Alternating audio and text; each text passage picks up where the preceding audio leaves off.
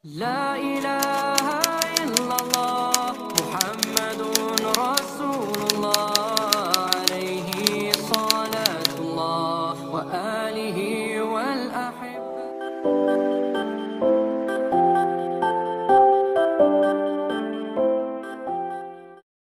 Sebelum nonton videonya, jangan lupa klik subscribe sama aktifkan lonceng. Assalamualaikum warahmatullahi wabarakatuh. Hamdan wa syukuran lillah, salatu wa salaman daiman ala rasulillah. Asyhadu an la ilaha illallah wa la syarikalah, wa asyhadu anna muhammadan abduhu wa rasuluh. Rabbi syrah li sadri wa yassir li amri wahlul 'uqdatam min lisani yafqahu qawli. Allahumma ij'alil haqqa ala lisani wa qalbi. Syukur alhamdulillah.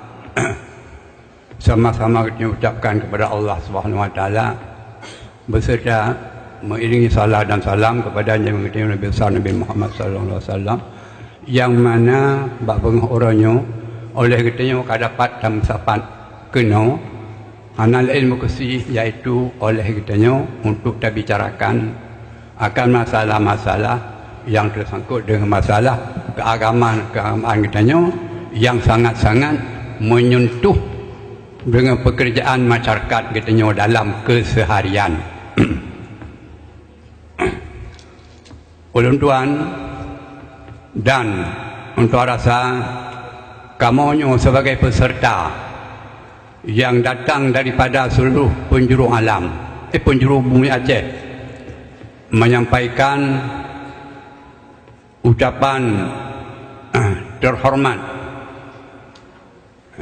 dan takzim kepada yang sama-sama kita muliakan, yaitu kita bersama Tengku yang digelar Tengku Payadipasi sebagai pimpinan dayahnya, yang mana oleh beliau dapat mencetuskan akan suatu ide,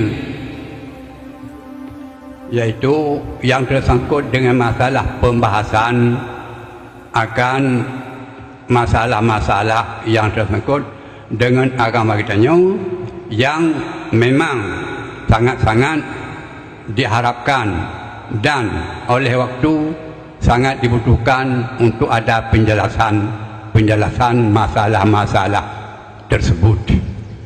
Maka terima kasih kepada kamu, kepada guru kamu Abu Dipasi, yang telah mencetuskan akan ide muzakarah bab orangnya. Mudah-mudahan adalah mendapat berkat daripada Allah SWT.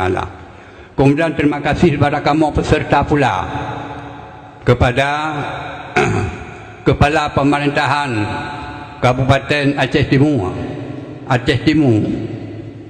yang mana oleh beliau beserta dengan seluruh unsur-unsur pemerintahan Aceh Timur telah mendapat akan dukungan sebesar-besarnya di akhir pelaksanaan akan muzakarah bab bengah orangnya. Maka terima kasih kepada kamu beserta kepada Bapak Bupati. Terima kasih Bapak Bupati, terima kasih. Kemudian kamu juga sebagai peserta muzakarah bab orangnya menyampaikan terima kasih dengan setinggi-tingginya dan sebesar-besarnya kepada seluruh pihak yang telah ikut serta untuk memberi dukungan dengan sepenuhnya atas terlaksananya akan acara muzakarah bab orangnya. Akhir sekali terima kasih kepada kamu sebagai peserta muzakarah, kepada seluruh pada hadirin dan hadirat sekalian yang dirahmati Allah, yang berhadir bak tempat yang mulianya. Gulai-gulai kamu para alim ulama yang berhadir bak orangnya, bak tempat yang mulianya.